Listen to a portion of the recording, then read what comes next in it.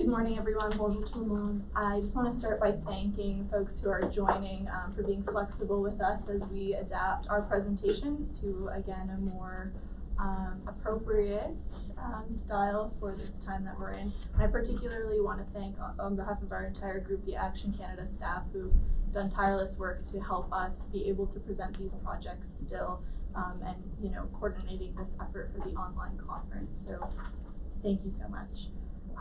Our project is called More Than a Place of Refuge, Meaningful Engagement of Government-Assisted Refugees in the Future of Work. We're going to just start by each introducing ourselves. So my name is Davey. I'm from New Brunswick originally, but I'm currently doing my master's at Wilfrid Laurier University and spending my spare time managing Femlong. Bonjour, mon nom est Sandra Isimbi, j'habite ici à Ottawa et je suis conseillère principale en gestion de la qualité à la Croix-Rouge canadienne. Good morning, my name is Aatif Baskanderi from Newfoundland and currently live in Edmonton, where I'm the incoming director of Startup Edmonton, have a social enterprise called Salambai, a story of a Muslim Newfoundlander, and also a fellow with the Energy Futures Lab in Alberta. Bonjour, je m'appelle McVicar, je suis un anesthesiologist ici à l'hôpital d'Ottawa et à l'université d'Ottawa. I'm originally from Manitoba.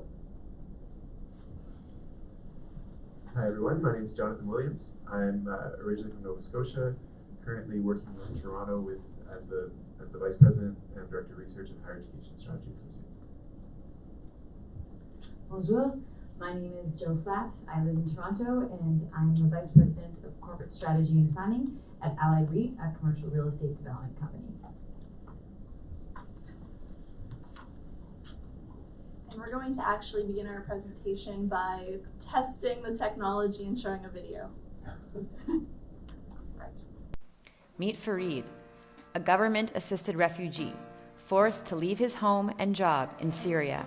Unable to find work that matched his skills, Farid took on a precarious position as a ride-sharing driver in Edmonton. He and his family are not alone in their struggle to build a sustainable livelihood while embracing a new language and new community. Many government-assisted refugees face issues of trauma, limited English and French language skills, and no social networks. These challenges are often compounded by issues like discrimination, making it very difficult to find work.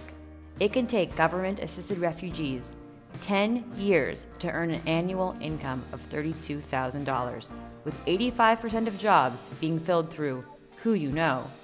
Newcomers like Farid are wondering, when will his family go from surviving to thriving? This leaves us asking, what actions must Canada take to ensure these new Canadians are able to work, live, and raise a family in their new home? Perfect, we'll get back into it. And we'll share the video on social media as well if folks are having a hard time hearing. For us, foundationally, when we started this project, very similar to the first task force, we thought very explicitly about the inclusion and equitability of the future of work, which remained a key factor for us as we continued our discussion around our project. So like Farid, many government-assisted refugees, or GARs as we'll refer to them throughout this presentation, experience many compounding challenges, including, as the video mentioned, lower language skills, trauma, limited social networks, and these are often compounded by issues of discrimination. As we look at how the future of work is changing, we know that there are going to be fewer and fewer jobs. There is going to be, as well, technological disruptions and a stronger emphasis on social skills. In many cases, social skills are culturally meditated and at the whim, in some cases, of employers and their ability to build trust. We feel that these challenges will only compound the factors that influence newcomer refugees in their journey to find meaningful employment. We also recognize that Canada is a leader in refugee resettlement, and in 2017 settled the most refugees of any country in the world. This is something that we are tremendously proud of, and we also recognize that this commitment is going to be maintained. In the current immigration levels plan, 10 to 15% of new Canadians will be refugees. And we also recognize that as the global picture shifts and things like climate change become more of a reality and more of a displacing factor, the pressures are only going to increase. This is why we find it fundamental that we address the challenges that government-assisted refugees face in the future of work to ensure that we create a meaningful and equitable future of work. We have 6 recommendations that range from 5 different category areas, and I'm going to invite my colleagues to outline them. First, I'll ask Sandra to talk about language and learning. Merci. Les réfugiés nouvellement arrivés sont encouragés à améliorer leurs compétences en français ou en anglais. Le gouvernement fédéral subventionne la formation linguistique de tous les réfugiés réinstallés grâce au programme d'établissement. Et une emphase est mise sur la nécessité d'acquérir la langue dans la première année avant de pouvoir entrer sur le marché de l'emploi. Et même si la maîtrise de la langue est un facteur déterminant pour la réussite à long terme, cette approche représente aussi un obstacle pour l'entrée plus tôt sur le marché du travail. Et la formation linguistique ne répond pas nécessairement au vocabulaire dont la personne a besoin pour l'emploi éventuellement occupé. Donc, le modèle actuel en matière de formation linguistique et d'emploi oblige les réfugiés pris en charge par le gouvernement à choisir entre l'amélioration de leurs compétences ou la recherche d'un gagne-pain. Autrement dit, à sacrifier leur réussite professionnelle à long terme pour subvenir aux besoins de leur famille dans l'immédiat. Donc, à moins qu'une nouvelle approche de formation linguistique et d'emploi ne soit adoptée, de nombreux réfugiés continueront de faire face à ce dilemme. Nous recommandons donc au gouvernement du Canada d'appuyer la mise au point d'options de collaboration permettant aux réfugiés pris en charge par le gouvernement d'accéder au programme, leur donnant la latitude d'améliorer leurs compétences linguistiques tout en acquérant une expérience professionnelle et en gagnant un salaire. In North America, 85% of jobs are filled through social networks, which is steeped in trust and other subjective factors that refugees are often lacking. And when we talk about community connection and this sense of belonging, that is actually a stronger factor in resettlement location retention than even employment opportunities. So the concept of settling next to people of your same diaspora is known as social bonding, which has better short-term outcomes. But social bridging, when you connect with other communities, other ethnicities, and other incomes, actually has better long-term outcomes for the most marginalized communities. And this is what privately sponsored refugees are offered by their community. This is particularly impactful to women, where social capital in their home countries was once a major source of support for them, which is lost once they come to Canada. This is something that can help build better incomes and faster job acquisition when they resettle in Canada. Our recommendation is for the Government of Canada to support the prioritization of enhancing social capital of GARs through an emphasis on social bridging. That being said, discrimination compounds former refugees' already low levels of social capital and capacity to enter the workforce. One simply has to read the comment section of a news article or a social media post involving a racialized population to recognize that racism continues to be an issue that Canadians are failing to properly address. The intersectionality for refugees compounds the problem. What that means is that the discrimination experience for a Black, Muslim, female refugee is such that the combination of various oppressions together produce something that is unique and distinct from any one form of discrimination alone. Former refugees and people from racialized populations are also overrepresented in precarious and part-time work that provide lower wages, no benefits, and job insecurity. The evidence shows that employers discriminate against equivalently educated and experienced job applicants who have African, Muslim, or Asian-sounding names. The mandate letter of the Minister of Diversity and Inclusion and Youth highlighted the need to address systemic discrimination and unconscious bias across Canada to develop a more welcoming communities for newcomers. We call on the federal government to expand the anti-racism strategy to include policy that specifically addresses discrimination against former refugees with an emphasis on Islamophobic and anti-Black racism. Donc, lorsque des réfugiés arrivent au Canada, en général, ils n'ont pas un emploi. Donc, au courant de leurs 12 premiers mois, ils reçoivent d'habitude de l'appui financier du programme d'aide à la réinstallation, qu'on appelle le PAR. Cet appui est en forme de financement d'une seule fois pour les coûts d'établir le ménage et des transferts mensuels pour la vie quotidienne. À la fin de leur première année au Canada, les réfugiés perdent l'éligibilité ou l'admissibilité pour le PAR. S'ils n'ont pas réussi à gagner leur vie dans le marché du travail, alors ils passent aux programmes provinciaux d'aide sociale. La grande majorité des réfugiés pris en charge par le gouvernement, presque 19 sur 20, reçoivent de l'aide sociale pendant au moins un mois durant leur deuxième année au Canada. Alors, nous recommandons d'abord que le gouvernement fédéral ajoute 12 mois additionnels à l'admissibilité pour le PAR. Ce changement reconnaîtrait la réalité que la grande majorité des réfugiés ne se réinstallent pas complètement au courant de leurs 12 premiers mois au Canada, surtout au niveau économique. L'épanouissement du programme après 24 mois donnerait une cible pour l'entrée au marché du travail qui serait plus réaliste et qu'une étude en Europe indique pourrait avoir un meilleur effet incitatif au travail. Notre deuxième recommandation au sujet du PAR concerne la formule de récupération des ressources gagnées hors du programme. C'est-à-dire que si on gagne de l'argent d'un boulot, on va perdre de l'argent du programme.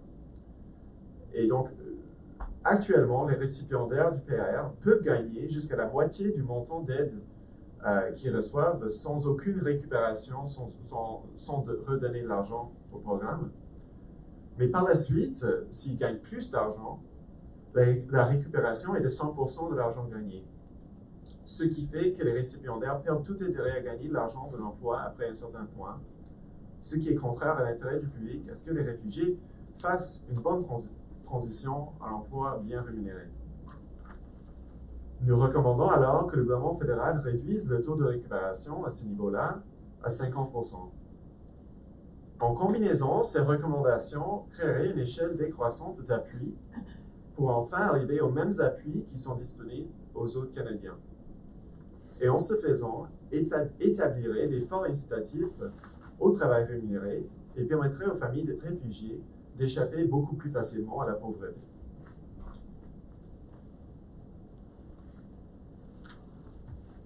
Data related to refugee newcomers is incredibly outdated. Nuanced, accurate, and centralized information is incredibly important for understanding the barriers that McVicars face and the opportunities for high-impact solutions to make their job outcomes better. While some of the data does exist, it's incredibly siloed across government departments and settlement and social service agencies. Ultimately, we cannot manage what we cannot measure, and there is an extreme importance for us to understand how GARs are performing in the labour market to improve their opportunities in the future of work. We call on the Government of Canada to improve the availability, access, and collection of this information to improve outcomes for some of Canada's most vulnerable. Fareed, as referenced in our video, is an incredibly important contributor to Canada and our broader economy. We think it's critical that we invest in him, his family, and many other GARs across the country by providing them with social networks, innovative training programs that merges both language and skills development, address issues of discrimination, improve income assistance, and collect the data we need to make better decisions. Through these choices and these recommendations, we feel we can create an inclusive and equitable future of work for Canada and some of our most vulnerable populations. We want to thank all of the people we interviewed to collect this information, those who share their lived experiences with us, and the broader Action Canada team. Thank you.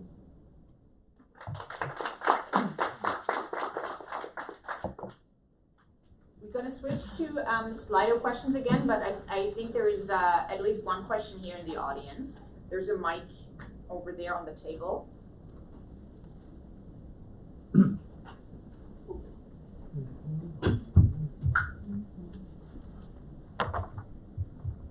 Hi, Guillaume Lavoie. Congratulations again for this presentation.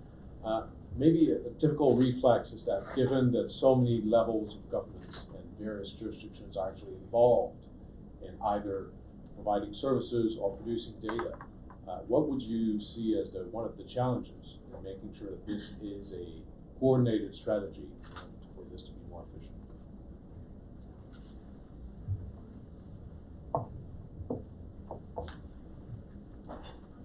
Thank you so much for the question. That was absolutely something that we experienced doing our research. Immigration is a shared responsibility between both the federal government and the provinces. However, of course, newcomers settle in communities. They're supported by community organizations and by municipalities. This means, exactly to your point, that there is definitely challenges to providing wraparound support for newcomers. In many cases, the money flows from the federal government, and what we saw in our research was that the community level response does vary. We don't think that that's necessarily a bad thing. We think all communities are unique and also all newcomers are unique. So we actually would promote a response that creates more wraparound supports for individual needs. But I think there's no question that there is a bit of a difficulty in coordination, and like we said, we did hear that. I think we probably feel that the federal government is, though, uniquely placed to facilitate the collaboration and the coordination needed to ensure that the right programs are being implemented and to fund the right programs ultimately. Yeah. So I'll read the question. Did you come across any cool, successful bridging and integration programs? A lot of them are education-based, it seems. They can have barriers themselves. So I'll ask Aatif to answer this. Yeah, we have noticed some great innovations at a community level to responding to this. As we mentioned earlier, privately sponsored refugees through their sponsor networks have social bridging built in once they enter here. GARs, however, when they arrive, they may not know anyone.